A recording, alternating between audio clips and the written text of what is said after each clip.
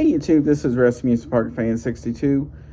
There's going to be 4 videos for this today, and all of these are wrestling related. Amusement parks will to come.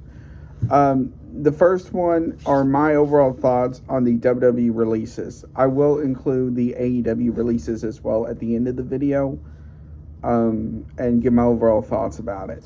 Now, if you're not aware of this, WWE released around 11 people, 12 people Friday night as SmackDown was going on into Saturday morning. And I will give my overall thoughts about it and why, possibly. First one is Authors of Pain with Paul Ellering. Now, I don't know if it's true or not, but supposedly they were in some bad financial stuff behind the scenes.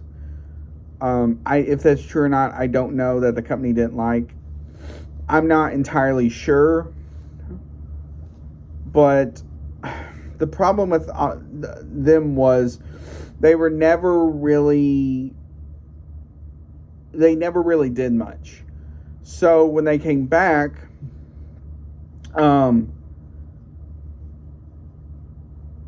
they teamed up with Karrion Kross with the Final Testament, and they were essentially Karrion's heavy men, I guess you could say. And really, Paul Ellering didn't do much as well.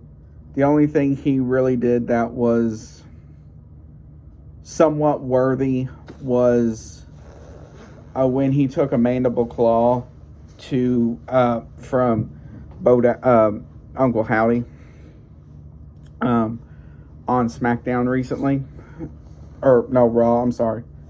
So that's really about it. The second one is Cedric Alexander.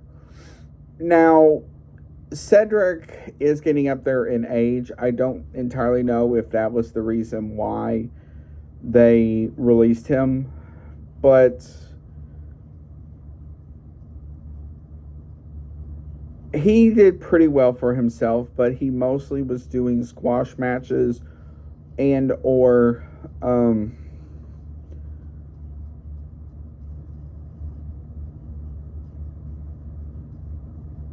no, he went to NXT toward the end and was doing stuff on NXT with Carmen Petrovich and I can't think of the other guy's name. The next one is Sonya Deville. Now, Sonya, the reason why her name's on this list was her contract's about to expire, and WWE basically decided not to renew. Why? I'm not entirely sure. I think it mostly is because the group she was in, along with Shayna Baszler and Zoe Stark, they never really got the reaction that they should. And when they would come out, it would just be utter silence. Half of the time.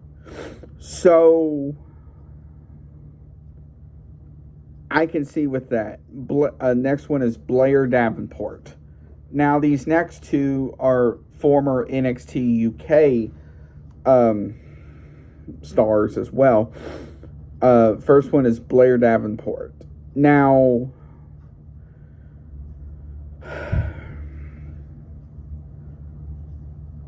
supposedly there was pitches with her to be like the bodyguard for Chelsea Green and Piper Niven. If that was true, I'm not sure, but that was just a pitch. Also, it was pitched for Blair to be number 30 in the Rumble instead of Nikki Bella. So what's next for her? Honestly, depending on if she still wants to do wrestling or not, she could do one of two things. Either go back to Japan and wrestle in one of those promotions, or do TNA. Now, the reason why I didn't list AEW in that is because her ex, Will Ospreay, is in AEW. That is a video to come. But she was in AEW the first time around. So this was when NXT UK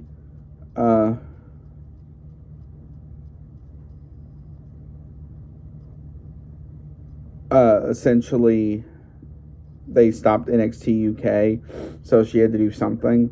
So she did AEW for a bit in essentially AEW Dark and Dark Elevation. The next one is Blair Isla Dawn. Now, this one is weird because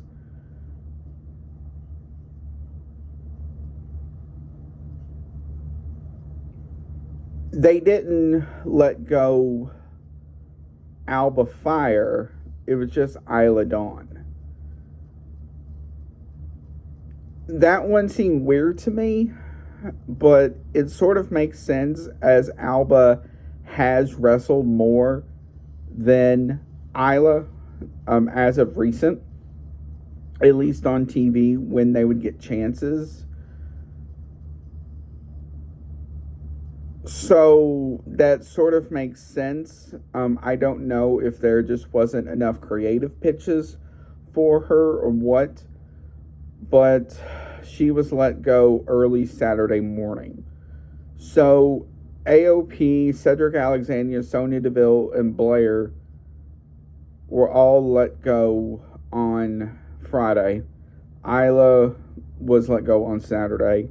The next one was also let go on Saturday, which was Giovanni Vinci. Now, you may recognize him as the bald guy in Imperium. So, essentially, after he got kicked out of Imperium, he went away for a while, and they repackaged him as like a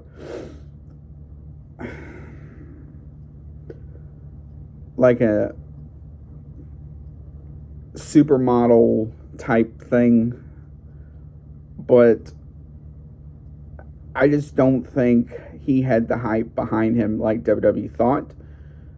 And it was one of those things where I think they just didn't see the value in him like they were hoping for compared to Imperium, where he had Gunther and the other guy. I can't think of his name. The next two are the Good Brothers. Now, I saw this the other day, which brought up something. Why did they let go of them when Carl Anderson is injured? So that's a good point. Now these next two. Now the next one in that is Duke Hudson. Now the thing with Duke Hudson is he was let go sometime in January. Apparently there was not creative pitches for him after, I think it was like mid-January. So he was silently let go after that. So, and supposedly Triple H said he didn't see Duke Hudson as a main event star. He still could have been part of like the mid-card or something, but I don't know. They maybe be more careful who they call up. And the last one, this one goes back to early November of 2024, and that was Indy Hartwell. Now, Indy Hartwell is weird because no one saw that one coming. Was it a budget issue? I don't know. So the weird part about it was with Indy was, so they pre-taped SmackDown because they were going to Saudi Arabia for Crown Jewel. I will do a Saudi Arabia, not so much rant, but overall thoughts on that in a later video. But so they pre-taped that, and on the same day as the pre-tape, they let Indy go. So that is weird. So I think the reason why they let go 11 people Friday was because they're getting room for call-ups slash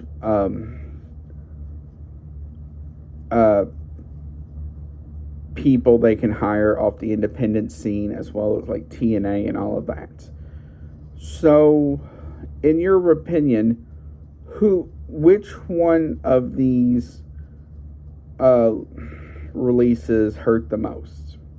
For me, it was Isla and Blair, as Blair never really got the momentum she had like she was in NXT UK.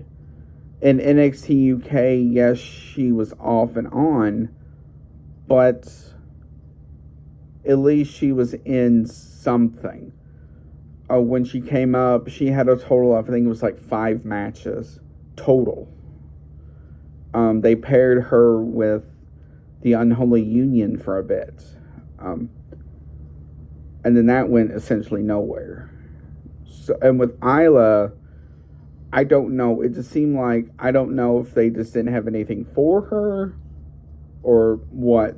Essentially, their biggest achievement since they came up was winning the tag team titles in Scotland last year at Clash of the Castle. So I want to hear from you. Which ones hurt the most, and why?